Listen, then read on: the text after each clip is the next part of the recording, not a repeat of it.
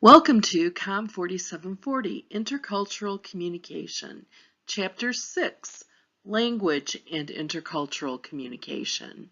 In this chapter, we're going to continue with the three perspectives we've been studying so far this semester, the three ways of studying intercultural relationships. And we're going to apply those three perspectives to language. So we'll start with the social science perspective, which looks at the aspects or building blocks of language.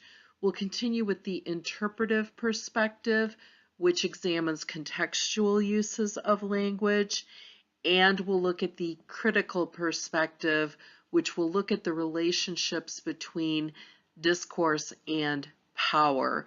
We'll be examining each one of these at more length on the slides to come. So beginning with the social science perspective, recall that the social science perspective is a very traditional method of looking at a phenomenon. So when we apply it to language, we're going to be focusing on the building blocks of language like grammar, pronunciation, and things like that. The things that we call linguistics and how those components of language usually work. Remember that the social science perspective is always trying to be prescriptive. So the idea here is that if you understand the components of a language and the building blocks of a language, that you are likely to be able to use it successfully.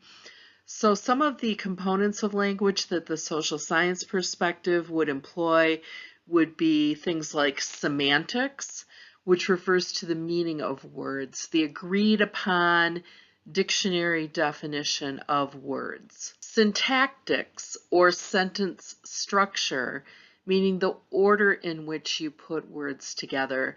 Does an adjective go before or after a noun, for example? That varies sometimes between languages. Pragmatics is a component of language that the social science perspective would examine. Pragmatics is meaning in context. So how do we derive the meaning of a word or an expression from the context in which it is used? And I've given you a couple of examples here. One is MSU. Since I got my bachelor's degree at Michigan State University, and since I live in Michigan, when I hear MSU, I think of Michigan State University. I had an office mate in grad school who had graduated from Minnesota State. So whenever anyone said MSU, she thought of Minnesota State University. So depending on the context in which we are communicating, we were interpreting that in different ways. She knew that if I said MSU, I meant Michigan State. But if she was at home in Minnesota with her Minnesota friends, they would automatically know in that context that she was referring to Minnesota State. Also, the phrase pink slip. I may have shared this before. When I worked at Ohio University, there was a drop and add form that students would fill out to drop or add a class, and it was a half sheet of pink paper at that time, so it was referred to as a pink slip. And later, when the drop and add form became an online form with no color at all, people still refer to it as a pink slip. And pink slip became both a noun and a verb. You'd say, can I have a pink slip? Or you'd say, can I pink slip into that class? A professor might say, I'm sorry, I'm not letting any more students pink slip into my class. Within the context of that university, we knew what that phrase meant. Now, in some environments, pink slip refers to a layoff notice. People will say they got pink slipped from their job. So it depends on the environment in which you find yourself and the people you're communicating with, what that phrase actually means. And then another component of language is phonetics or sound. What are the approved pronunciations of words? What are the sounds that different word combinations make? In English, we say the vowels A, E, I, O, U. In French, they're A, E, I, O, U. And in some languages, there isn't a direct equivalent. For example, the sound in French is not something we really have in English or could spell out in English. It's not oo and it's not it's actually an sound. There are some guttural sounds in language like Hebrew or German that are made toward the back of the throat that we also do not have in spoken English. So all of those things are components of language or the building blocks of language, and the social science perspective is going to focus on how those are defined and how those are put together. Some additional positions or attitudes about language coming from social scientists would be the ones that follow. One is the nominalist position. Remember, nominal means name. If you have taken a statistics class, you might recall nominal variables were those that had names like male or female or nominal variables. So when you think of nominal, think of name if that helps you.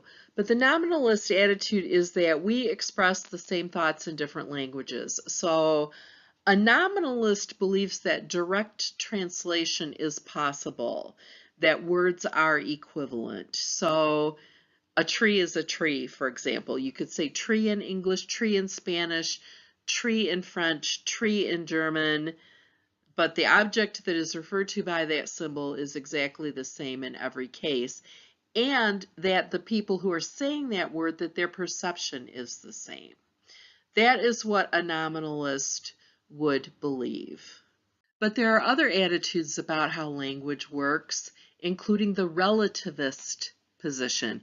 Think of the phrase, it's all relative. The relativist position would be that the language we speak and the structure of that language affects our thought patterns. So I'll give you some examples. If a language had no word for possession, say everything was communally owned in that culture and there was no word for possession, how would you make the people understand that this particular item is mine, it belongs to me, and you can't have it?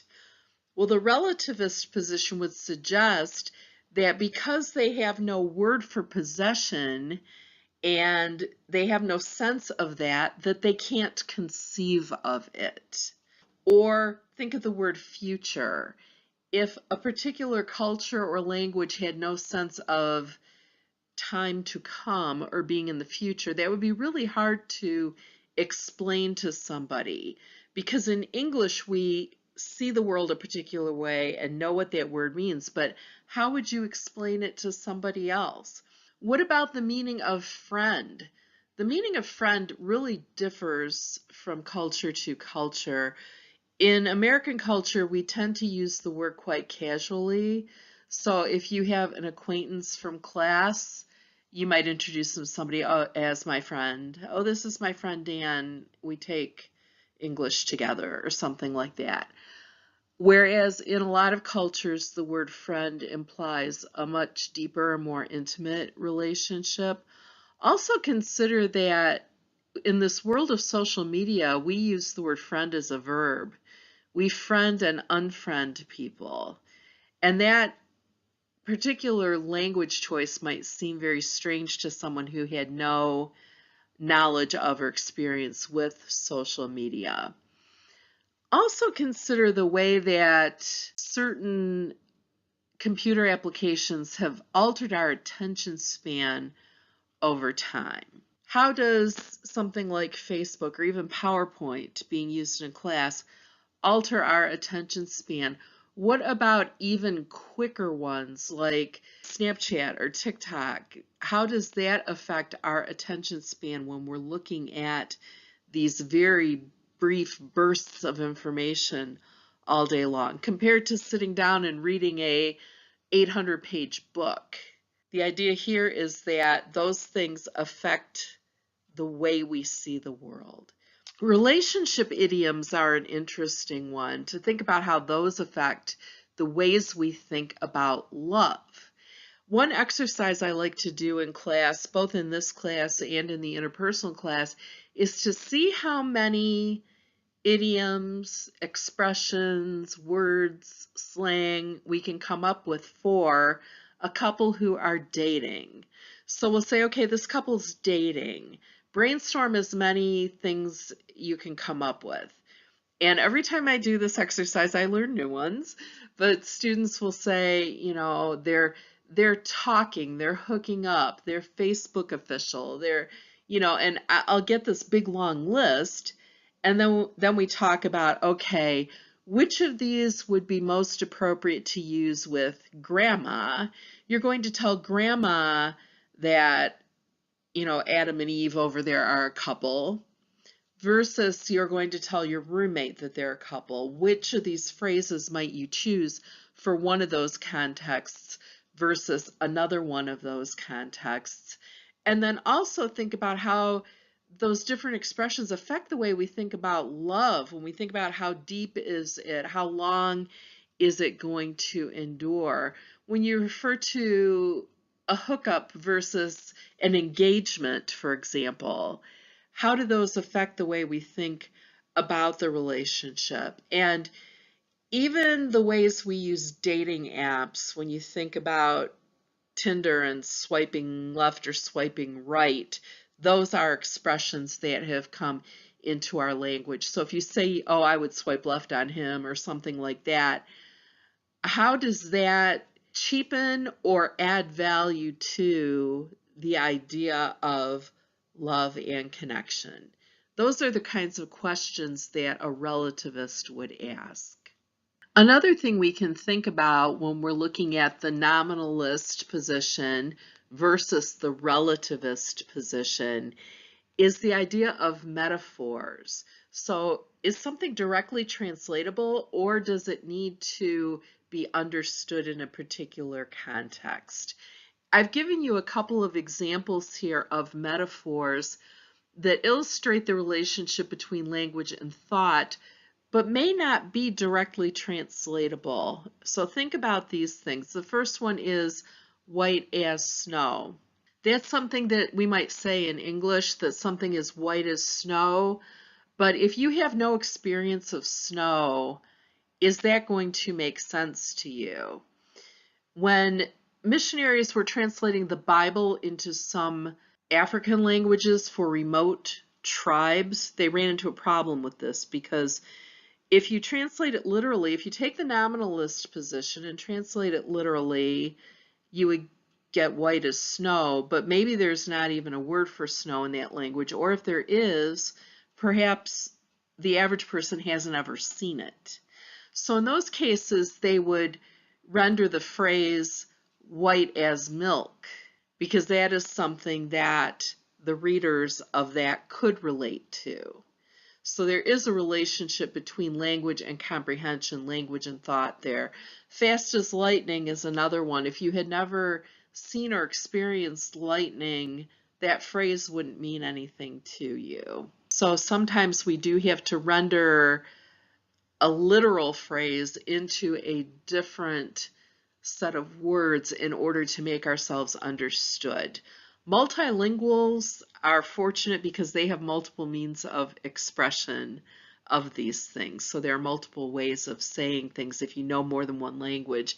And if you and your conversational partner both share two languages, then you can render your thought into the other language if it would be more effective that way. So if you do speak more than one language, consider yourself fortunate that you have more than one way to express yourself. All of that information provides a nice lead-in to this idea of the interpretive perspective. Remember, the interpretive perspective always focuses a lot on context and relationships. So the interpretive perspective on language brings in the idea of broad context. And when I say broad context, I mean not only the situation, but everything surrounding it, like the verbals, the nonverbals, the relationships between the people. All of those things are affecting the exchange of language. And according to the interpretive perspective, communication combines all these different things, such as paralanguage, gestures, facial expressions, Paralanguage, you might remember from your interpersonal class, is everything about language other than the words. So things like tone of voice, pitch, volume, rate of speech, use of silence, use of vocal fillers, all of those things are paralanguage. And those can change the meaning of a message. Things like gesture and facial expression can add to or detract from our messages. And different cultures differ in the amount of emphasis they place on all of these contextual cues or nonverbal expressions that go along with the verbal message. So we're going to be looking at two categories of culture: high context cultures and low context cultures, and how those two kinds of cultures vary in the amount of attention they pay to context. As we talk about high context cultures and low context cultures, I want you to make sure you understand the distinction between these two, because they're very easy to get the wrong way around. They're easy to mix up.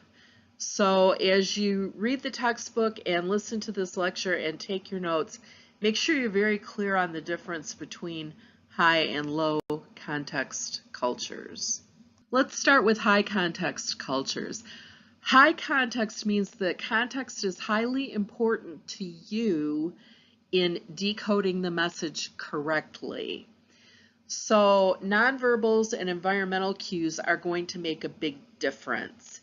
If I say something versus if I say something and roll my eyes when I'm saying it, it might mean two completely different things in that culture.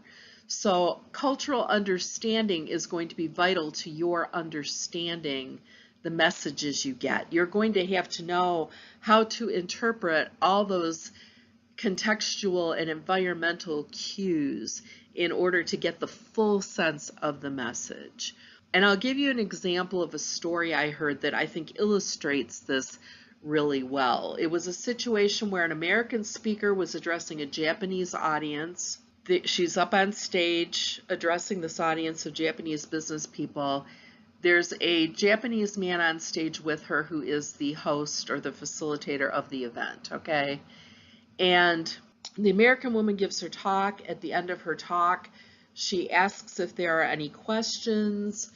Nobody raises their hand, nobody says anything, so she says, oh, okay, well, I guess there are no questions, so that is the end of my talk, and everybody have a good night. And the Japanese facilitator tells her, no, wait, I think there are some questions. And then he goes, you, in the third row there, the man in the green sweater, you look like you have a question. And that person would ask a question, and then he would say, and the lady in the yellow scarf in the back, you look like you have a question. And she would ask a question. And after this was all over, the American speaker asked him, how did you know those people had questions? And he told her, you have to know how to read the room. He was looking at things like eye contact and whether the person sat forward in their chair and other body language indications that were common in that culture of expressions of interest or curiosity that the American speaker was not attuned to. So she found herself in a high context culture and didn't know how to interpret the contextual cues. So again, remember, in a high context culture, you have to really have your antenna up and be able to read all of these environmental cues and put them all together in order to understand the messages that are coming to you. Now, the opposite of that is a low context culture.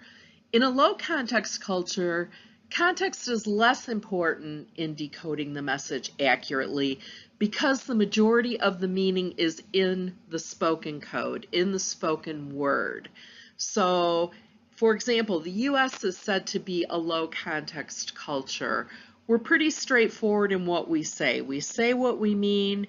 If you and I sign a contract with each other, everything is spelled out, and understood between us.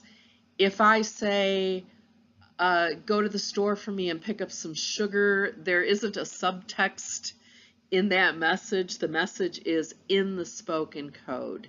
So you don't have to pay as much attention to environmental cues and expressions to interpret the message correctly, to decode the message correctly.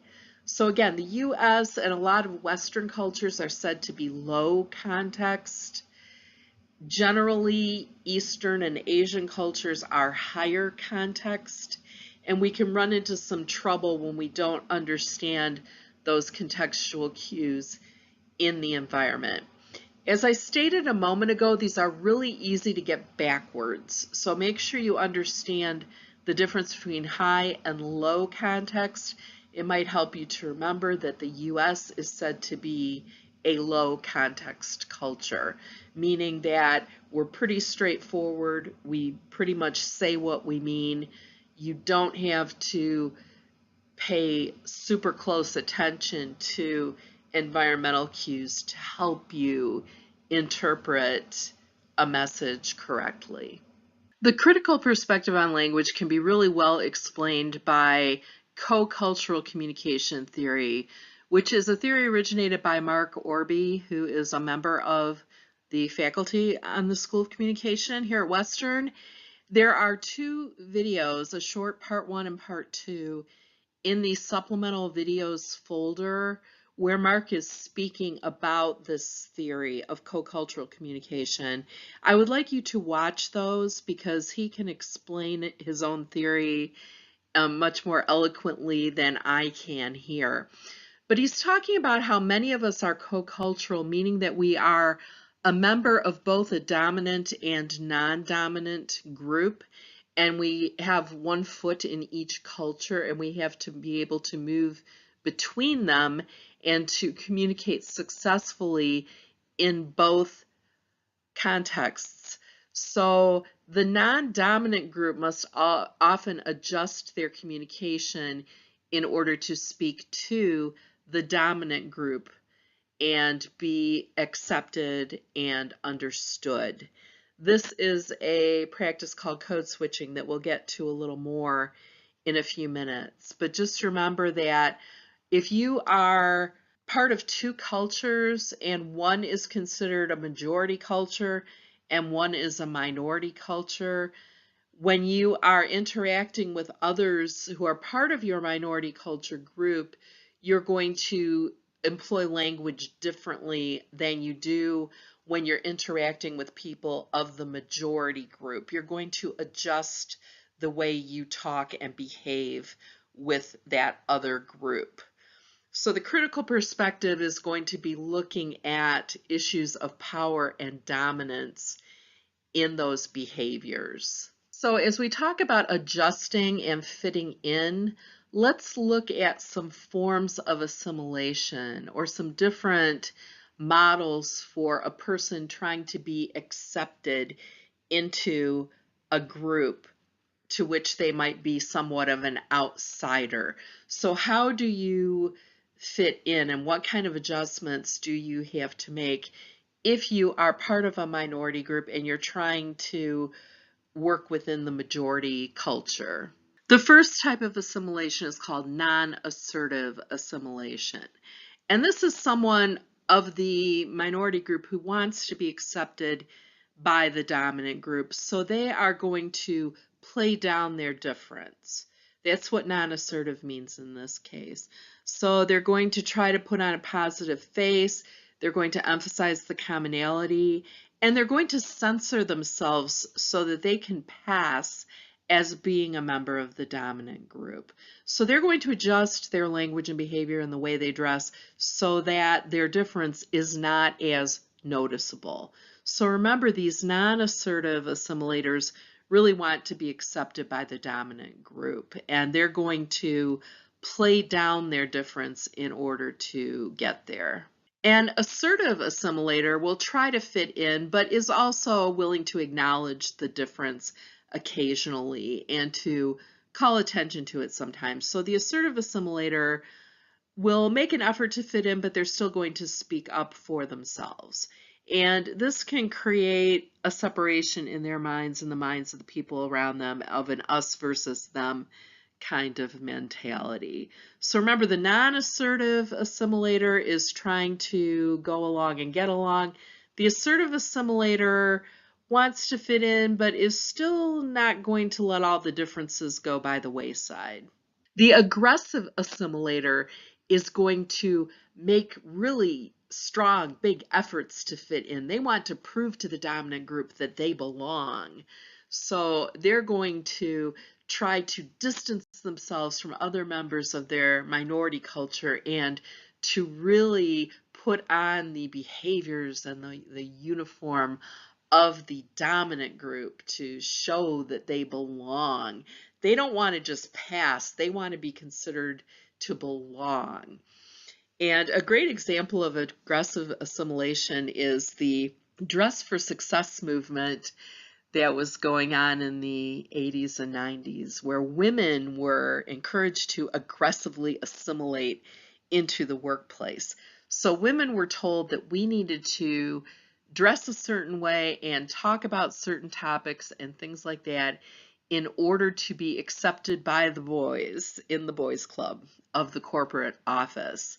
And when I started my career in corporate banking, women wore, very plain suits. I had a closet full of suits in colors like brown and gray and navy and black. We dressed very conservatively, and we were told that you need to be able to, talk football so you can chat with the guys at the water cooler. I had an executive at the bank actually tell me I needed to learn to play golf because deals were made on the golf course. And if I couldn't hold my own with the boys on the golf course, then I wouldn't be privy to any of those conversations. So we were really being encouraged to aggressively assimilate and put away our femininity, so to speak, in order to fit in. And I'd like to show you some pictures and articles from the Dress for Success era that will illustrate this. So this is the cover of the Dress for Success book that came out in the 1980s, the Woman's Dress for Success book, which you will notice was written by a man. America's best-known clothing consultant tells you what to wear and why. And in the picture here, we have what appears to be a conference room, and there are men sitting at the conference table. And we have a woman addressing these men. It appears to be the same woman, but dressed in two different ways. And when you look at this cover, you are supposed to realize that one of these ways of dressing is correct for the occasion and one of them is not.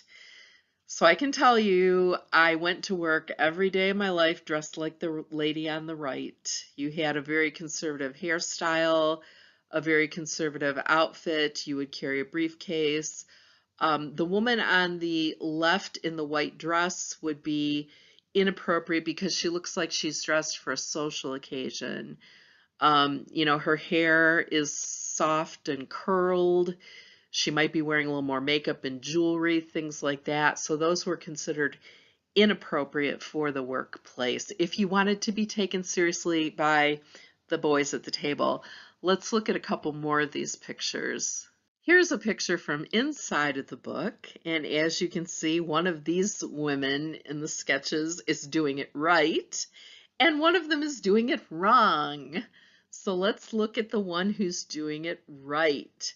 She is wearing a feminine fedora. I never wore hats, but shoulder-length hair, contrasting scarf, man-tailored blouse, attaché case. The skirt is slightly below knee length. She's wearing natural color pantyhose and simple pumps.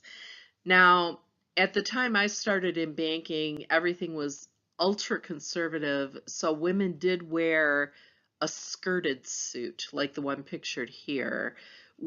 You had to wear pantyhose, and I had so many different pairs of high-heeled pumps in every color to go with my outfits. But pantsuits didn't come into fashion until a little later, and I can remember some of the first women in my office to wear pantsuits. It was considered very cutting edge. because it wasn't conservative enough. The skirted suit was what was expected. But if you look at this lady on the left, that's pretty much how we dressed all the time. And those suits were in very plain colors like gray and navy. The lady on the right, we're told, is doing it wrong. Now, I have never seen anybody dress like that in a business setting, but I think what they're trying to convey here is that her clothes do not fit well, they are not conservative, her hair is too long, apparently. Jacket and skirt do not match. That's important. It had to be a suit. It couldn't be separates. The boots apparently are inappropriate. So there was a definite right and wrong to the way people were women were supposed to dress. And there were appropriate and inappropriate ways to wear your hair as well in that era. Most of us wore a shoulder-length bob with or without bangs. That was considered the standard banking woman's hairstyle.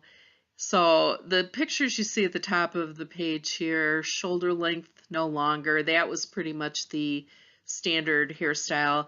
If you did wear your hair a little shorter than that, it needed to be feminine and soft looking, even though it was short. So you didn't want it to look masculine. Down at the bottom, you see the ones that test poorly for the businesswoman, which is long hair, or it says too curly, but it would mean big hair, overly styled hair would not be considered appropriate. So these pictures of how you should dress and wear your hair are all examples of aggressive assimilation.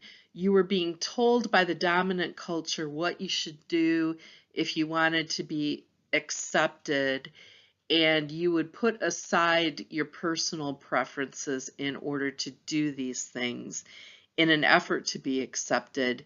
That might sound strange now, but when you're young and it's your career and these forces are very strong all around you, you might wear a hairstyle that you wouldn't prefer because it seems like a make or break thing, that in order to have this career that I want, I have to do these things.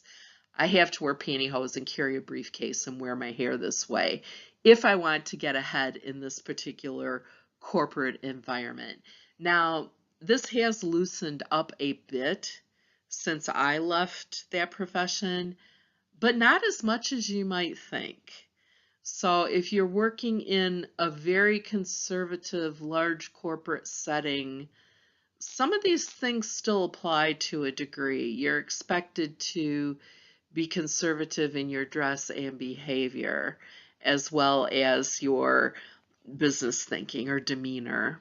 Another way that language and culture come into play with one another is the idea of interlanguage, or when two languages get kind of conflated. We mentioned a few minutes ago about multilingual people having more than one way of expressing themselves, but sometimes if you are multilingual and you're speaking your second language, you can get the grammar mixed up. You might be speaking your second language with the grammar rules of your first language. So instead of saying, I need to buy a warm coat, you might say, I need to buy a coat warm. Because in one language, the adjective comes before the noun, and in the other one, it comes after. So if you're ever listening to someone who's not a native English speaker speak English and they do that, they seem to get the grammar twisted around a bit in the sentence, it's likely that they are using the grammar of their native language in the speaking of English. And this happens all the time. You get the grammar rules a little bit mixed up. A couple of examples here. In English, we have articles called a, an, and the. So you would say, I'm going to buy a book, right? I'm going to eat an apple. I'm going to the store. So we have these different articles. In Spanish, it's the word for one, and it applies in all those cases. So when I was in high school, we had a Mexican exchange student staying with us, And she would sometimes say things like, I'm going to go take one shower. And it threw us a little bit at first. Or I would like to buy one pair of shoes or something like that. But it was this interlanguage phenomenon. She was using the grammar rules of Spanish in speaking English, so she was using the word one instead of a or an. Another example of interlanguage is these German word mashups. In German, they sometimes put two words together to make a new word, and it's a very common way of speaking. So, Kummerspeck, grief bacon, we had this earlier, I believe, excess weight gained from emotional overeating. So the word for grief and bacon put together for grief bacon. I have a German friend who will put English words together like that because it's what her mind is accustomed to doing. So for example, she loves animals. She will write, I am an animal lover, and she'll mash animal lover together into one word because to her, animal lover is a noun. It's one thing. So she's again conflating the grammar rules of German with the grammar rules of English. Now, these things don't mean that we don't understand each other. It just means that they give us pause, right? We bump up against them when other people do them. And in order to truly be fluent in another tongue, we need to work out these tendencies to use the grammar of our native language. Let's talk about the difference between translation and interpretation. We tend to use these words interchangeably, but they do mean different things. In general, translation refers to text. So you might take a politician's speech that is written in French and render it into English. That would be considered translation. Generally, it refers to text, and it refers to that nominalist word for word rendering. Interpretation is usually verbal. So when you have an interpreter standing with a diplomat and people are speaking in English and the interpreter is repeating what they say in the diplomat's language, that is interpretation. It's usually done in person in the moment, and it is verbal. So although we use these terms interchangeably, generally this is what they mean. So if you remember the letter T, translation, and the letter T for text, and that in general, translation refers to text or rendering the written word into another language, that might help you to remember it. But both of these bring up issues of equivalency. So they take us back to that idea of white as snow versus white as milk. That leads us back to the discussion of code switching, and we can do this in a more rich way now that we've talked about those kinds of assimilation that people often will have to engage in. And now that you've watched the Mark Orby videos, because this is part of co-cultural theory. The idea that if you have members of a minority group and you have members of the majority group interacting, members of the less dominant group are expected to change the way they behave and communicate in order to accommodate and please the more powerful or more dominant group. So you might have, say, an ethnic group, and this can be ethnic, racial, religious, any kind of minority or less dominant group in a culture. You might have people of that group who are only capable of communicating with other people in their group. Then you might have people in that group who are capable of successfully communicating with the dominant culture, whatever that might be. So it might involve speaking in the US, it might involve those people can speak English, or they know the ways of dressing and interacting that are considered appropriate in a corporate workplace, this kind of thing. The people who are able to make those changes to accommodate and fit in with the more dominant group are more likely to be successful, and I'm putting that in air quotes here, even though you can't see me. They're more likely to advance within that culture for good or bad. But we expect the people in less dominant groups to change their ways to accommodate the more dominant groups. You won't see the more dominant groups doing things to accommodate the less prominent people in a culture very often. Okay, so in the supplemental materials folder module here on eLearning, there's a video about code switching, and there's an interesting article that I'd like you to read there about code switching in the workplace, and specifically the code switching that Black women have to do in the workplace in the American corporate world in order to be considered full members of the group and in order to advance in their careers. It isn't right, it isn't fair, but there's some firsthand accounts there of how code switching works for a particular demographic group. So please take a look at both the video and the article. In some cases, the dominant culture will create language policies that require code switching, that require minority groups to adapt to the dominant culture. National language would be an example of this.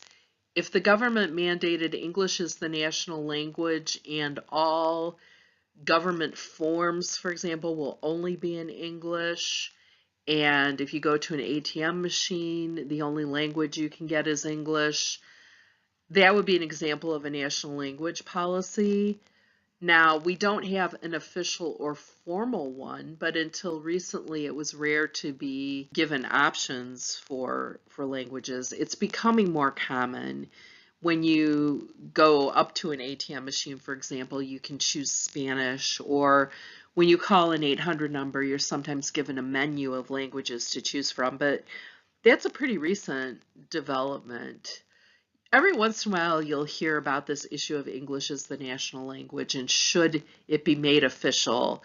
Should Congress mandate English as the national language, which would mean only printing government forms in English and things like that? It would mean forcing people to conduct their business in English if they wanted to be able to navigate our social and legal and political system. So we don't currently have a national language right now. Some countries do, but that would be an example of a language policy where the group in power is mandating how communication is going to take place. There's a word called lingua franca. Lingua franca means common tongue. That's a little different from a language policy. Lingua franca is where a group of people can communicate in a common tongue. So, for example, English is considered a lingua franca around the world because business can be conducted in English in many different countries. It's a common tongue, but you're not necessarily being forced to use it. I always remember, when I think of lingua franca, I always think of the Lord of the Rings. I don't know if any of you are Lord of the Rings fans or if you know about those stories. But in those stories, all the different kinds of creatures, like elves and dwarves and humans, have their own language, but when they communicate with one another, they speak in the common tongue. So that's a good example of a lingua franca. English is considered a common tongue in business. More and more people are learning to speak Chinese and Arabic as well, because those are spreading more and more across the world. That's our lecture on Chapter 6, Language and Intercultural Communication. Please be sure to read the chapter carefully. Contact me if you have any questions, and I'll see you in the next video. Bye.